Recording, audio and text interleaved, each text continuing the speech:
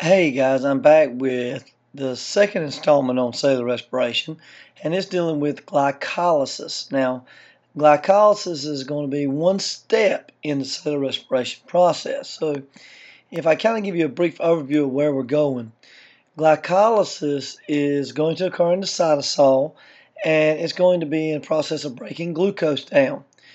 Now, this is all going to be done anaerobically or without oxygen.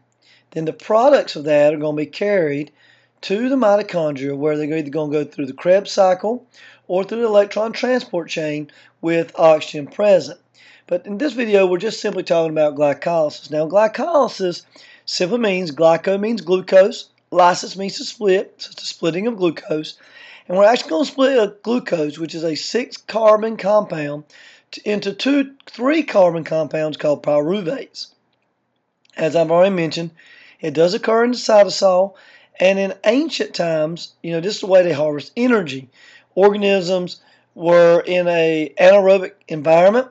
They had to take organic molecules and create ATP from it, and basically it has become the starting point of cellular respiration. Now, even though it is the starting point, it's very inefficient. There's only 2 ATP molecules made for every 1 glucose molecule. That's a very small percentage of the energy that's actually found in the glucose molecule itself. Now, just a reminder of the evolutionary perspective of it. Think about prokaryotes were the first ones. They had no organelles. Early Earth had very little oxygen at all. So everything was done anaerobically. And glycolysis kind of came out of this. Now, all cells utilize glycolysis in some way. So let's go through the glycolysis summary. We start out with a glucose molecule, which you can see up here in the top, and we have to add energy. So this is going to make it an inorganic process. Remember, that means adding heat to it. And when we invest that ATP, it kind of acts as an activation energy. It's kind of like a match to the wood over here. It's going to start it, but it does give us a net of a negative ATPs to start with.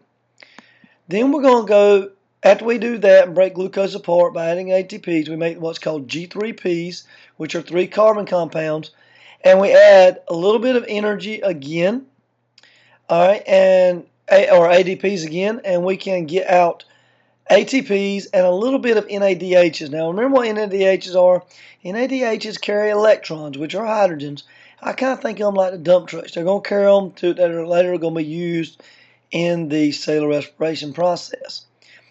Now, we do get 4 ATPs here, so if you get a positive 4 and a negative 2, that gives us a total of 2. Now, the NADPs that are made are kind of like money in the bank. They're going to be used later on to produce even more ATPs. So glycolysis, the reason we do it is not necessarily for the ATP production, but it's because the NADHs that are made are going to be later used in cellular respiration to make a lot more energy.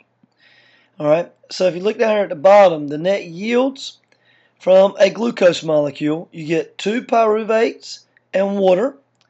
You're going to get 2 ATPs and 2 NADHs.